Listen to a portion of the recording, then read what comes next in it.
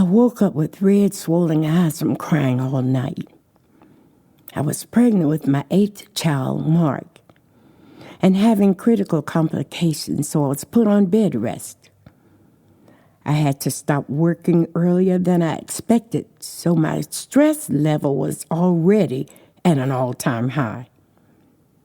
With 6 children and 2 adults in a 2-bedroom, 900-square-foot home, a baby on the way with complications, an extremely stressed out husband, a marriage that was going through a rocky period, a car that was barely running, and an ever-growing mountain of bills on our kitchen cabinet, I was at the end of my rope and constantly in prayer for a miracle. I knew that this was only a test of my faith, but this particular morning, something began to change in my state of mind. I did something that I normally would never do in difficult situations. I wondered aloud, why was I being tested so greatly when I had done everything I knew to do? As I lay in bed, the wondering began to turn into a why me pity party. By the time I actually got out of bed, I was at the beginning stage of a full-blown depression. As a rule, I never let my children see me upset or crying. I understood the psychological effect that a stressed-out, crying mother had on young children, especially as the children are preparing to go to school. I knew I had to get myself together enough to see my children off to school. I got up, prayed, cleaned myself up, and got dressed. From that point on, every negative incident that happened began to chip away at the faith I had left. In my mind, I literally heard the sound of a hammer striking a chisel, chipping away with every incident. Chip, chip, chip. I woke my children up, one by one, and told them to start getting dressed for school. The older ones began helping the little ones get ready for school, as they normally did. As they were getting dressed, I went to the kitchen to prepare breakfast. I always sent my children off to school with some type of hot cereal and juice in the mornings. I looked in the cabinet, and the grits were gone. The cream of wheat was gone, and I was out of eggs. I had nothing hot to feed my children. Chip, chip, chip. I suddenly remembered that I was heading to the grocery store the day before, and the car wouldn't start. I never got a chance to go. I found an old box of plain cornflakes in the cabinet and reluctantly made them bowls of cereal with cold water. I didn't even have milk for the cereal. I felt like a horrible mother, giving my children cold food to go out into the cold, rainy morning and face an even colder world of school, peer pressure, and other issues. Chip, chip, chip. As I was sprinkling a bit of sugar into each bowl, something that I also did not like to give my children, but had to do so, I heard a drop of liquid go into one of the cereal bowls and suddenly realized that tears were streaming down my face. Just then, my children began to file into the kitchen to eat breakfast. I quickly went to the refrigerator, opened the door, and looked inside to cover my face. As I looked inside, I wiped my face and regained my composure. I returned to the table and began saying grace as if nothing was wrong. They sat there and ate their cold cereal as if nothing was wrong. I think that they were so happy to have cereal with sugar in it, they didn't care about the water. As they finished and began filing out of the house en route to the bus stop, I watched them as they went out the door and up the street to the corner. I suddenly prayed for them as they left the house, as I normally did, but added a special request to keep their bodies healthy, since I was not able to provide a hot meal for them. Chip, chip, chip. I didn't realize it, but my state of mind had even begun to affect my prayers. Once my school-aged children left for school, I settled in with my 3-year-old and began to try to figure out how I was going to get things back together. We'd called my husband's friend the day before, and he was coming over to try and fix the car. I was grateful to have that one off my plate. Now I just needed to figure out how we were going to make up for the income that I wasn't making while I was on bed rest. If we didn't come up with a solution soon, we would definitely be homeless within the next 30 days. My husband and I prided ourselves on being able to take care of the many children that we brought into this world without assistance from our families. We'd done a pretty great job up to that point, but it looked like I would have to bite the bullet and inquire about some assistance while I was on bed rest. As much as I hated admitting it, I would have to get governmental assistance. I didn't see any other alternative. It hurt so deep I'd have to make that call because I saw it as a failure of me as a mother, us as parents and providers, but most importantly to me, I felt that my parents would be disappointed in me. I was Bishop Elijah Wagner's daughter. How could I go downtown and stand in the food stamp line? I now understood that my situation is actually what the governmental assistance programs were set up for. Temporary assistance for families during hard financial times. I understood that logically, but at the time, I just saw it as an embarrassing failure on my part. Chip, chip, chip. I reluctantly picked up the phone to call the social services office and didn't hear a dial tone. I knew immediately that the phone had been turned off for lack of payment, but I pressed the phone receiver several times in hopes that I was wrong and the phone would magically start working. This sent me into a full-blown crying, screaming fit. Thank goodness my baby was only 3 and didn't really understand what was going on. I just lost it. A knock on the door jolted me out of my crying fit. I waddled to the bathroom, dampened the washcloth with cold water, and wiped my face. My bloodshot eyes still looked like I'd been in a boxing match, but it was the best I could do. I answered the door, and thankfully, it was my husband's friend who come to repair our car. Thank God.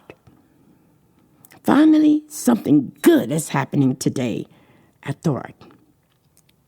It was just what I needed. I saw that as a sign of things turning around for the better and began to get a little bit of pep back in my step. But even with that bit of good news, I felt like a gray cloud was hovering over my head, just waiting for the right time to release the storm. For some reason, I couldn't shake that negative spirit. I began preparing dinner and even started humming a little as I prepared my crock pot meal. After a few hours, my husband's friend came to the door and informed me that the car had been fixed. I was overjoyed to hear that. At least I was mobile again and could get some things accomplished, like finding a way to pay the phone bill, and getting to the grocery store. As the day progressed, I didn't have any major incidents and thought that I could actually see the sun peeking through just a little until my husband walked in the door at 5 p.m. I could tell that something was wrong by the look on his face. I dreaded even asking him what was wrong. I didn't know if I could take it. He was so distraught that I didn't have to ask. He told me that the jobs they had scheduled had been canceled due to the weather, so he wouldn't be working the rest of the week. He was an hourly employee, so that meant in addition to needing money for rent, food, phone, utilities, and everything else, we will miss a week's salary, and I have no additional money coming in.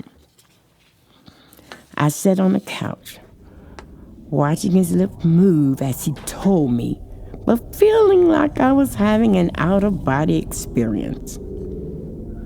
I seriously felt like I was floating above my body, watching my life happen, like I was watching a TV show about someone else's tragic life. This day just cannot be happening, I reasoned. Nobody has a day like this. It's not humanly possible. Any hope I had for the situation getting better was now gone. That gray storm cloud that had been hovering over my head all morning suddenly turned into a dark, ominous thunderstorm that engulfed my entire body and began pelting my mind with torrential rain, thunder, and lightning. Chip, chip, chip, boom.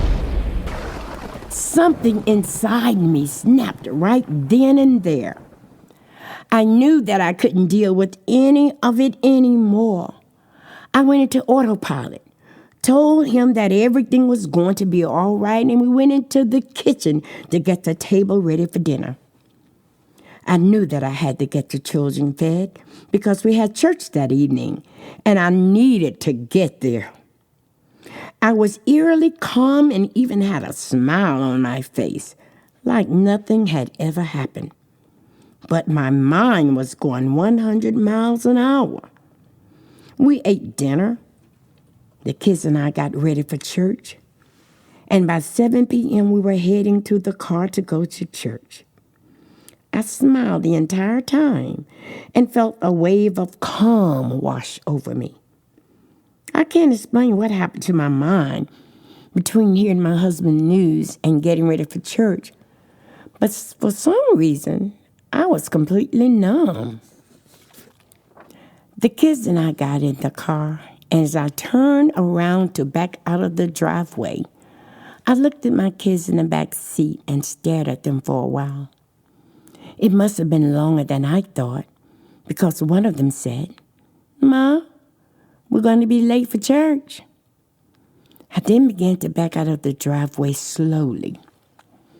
But instead of heading to church, I drove them to Dairy Queen. My children were quite surprised but ecstatic when we stopped at Dairy Queen.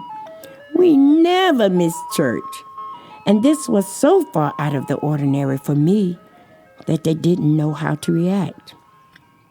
They sat there like stunned deer in headlights until I told them to get out and order ice cream cones.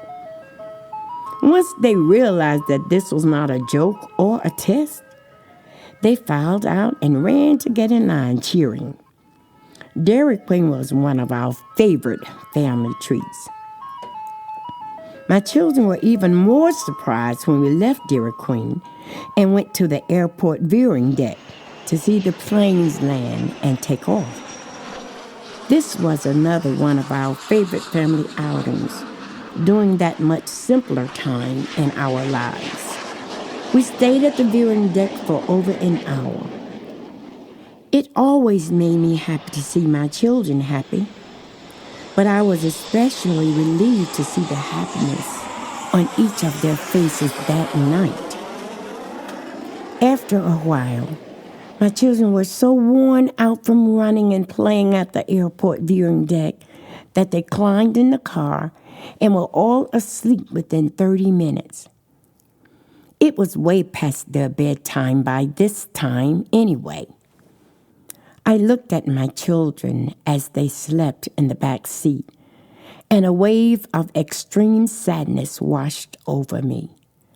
I began to muffle a deep, silent, painful, guttural cry that only a hurting mother could understand. I then pulled out of the airport viewing deck and headed to another one of our family's favorite recreational spots. Tears streaming down my face as I drove down the highway. My eyes were so swollen from crying that I could barely see the road ahead of me and had to slow down to a crawl. What happened? My mind was in such a state of despair that I almost missed the exit to Lake Wylie and swerved sharply to make the exit. We often took our children fishing on the lake, so I knew the area well. That lake was my husband's favorite fishing spot. He'd sit up right under the bridge and fish for hours. I'd been to Lake Wylie hundreds of times and knew the entire area like the back of my hand. I knew where the best parking spaces were during the busy 4th of July holiday. I knew where the best picnic table was. But most importantly, that night, I knew where all of the areas were for lowering boats into the water with no guardrails.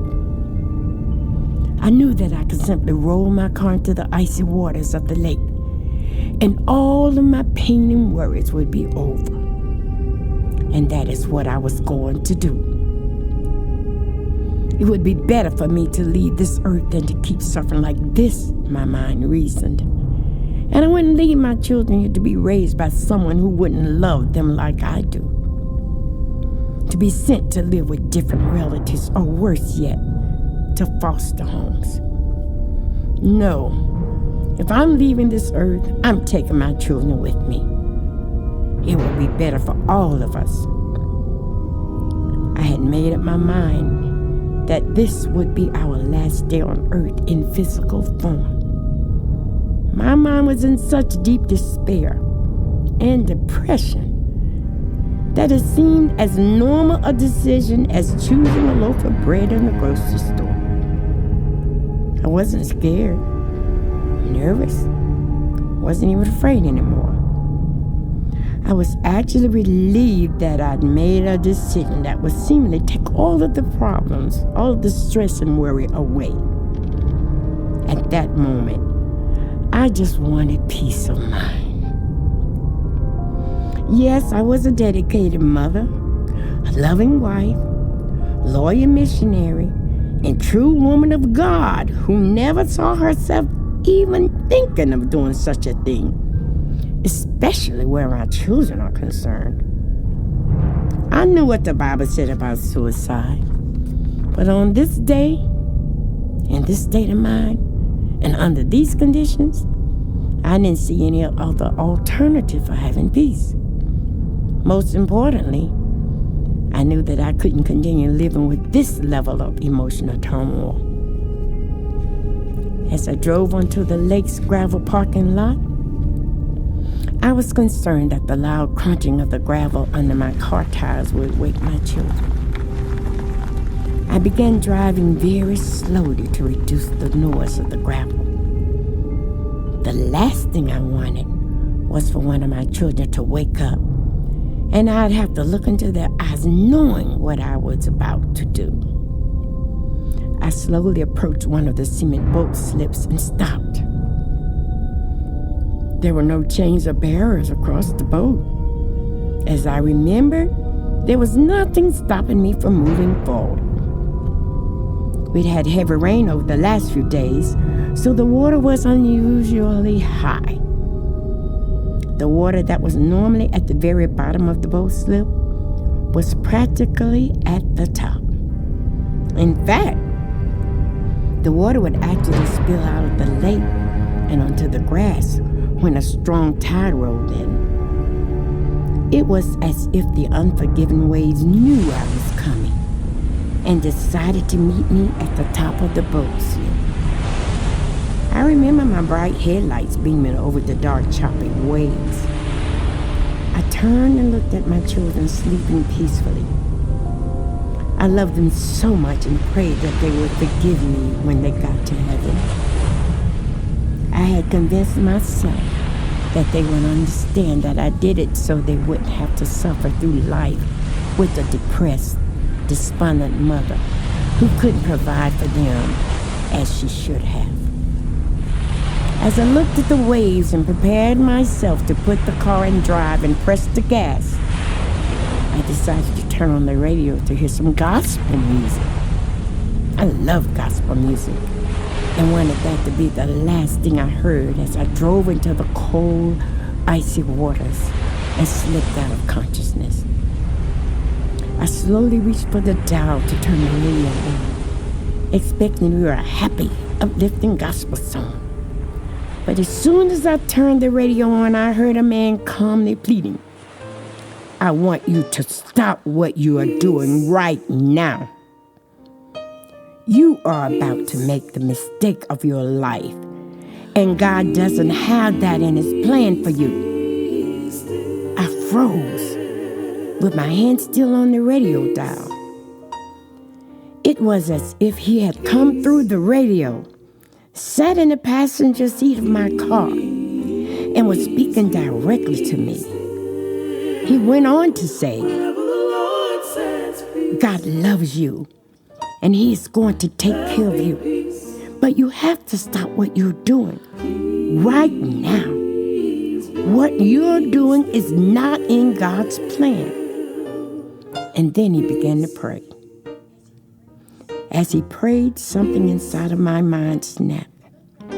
I looked at the lake and then at my children and realized what I had almost done. I began to shake violently, crying and begging for God's forgiveness. It was as if I was knocked out of my trance as soon as he said that first word. I will never forget that day.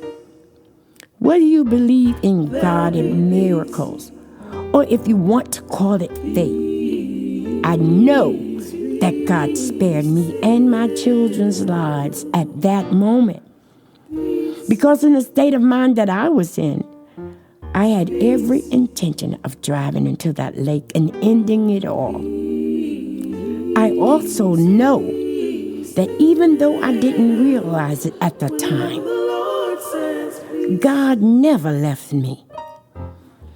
I just needed someone to grab my hand and help me find my way out of that dark, hopeless place that I had allowed my mind to go to. I know without a shadow of a doubt that God put that message in Jim Bakker's heart for me and hopefully for many other people who are about to make a tragic mistake. Yes, I'm speaking of Jim Bakker, former pastor of PTL. You can think whatever you like of him and his controversy, but there is no doubt in my mind that Jim Bakker was the messenger sent by God to give me that message while I was in that state of mind on that night when I planned to leave this world. But God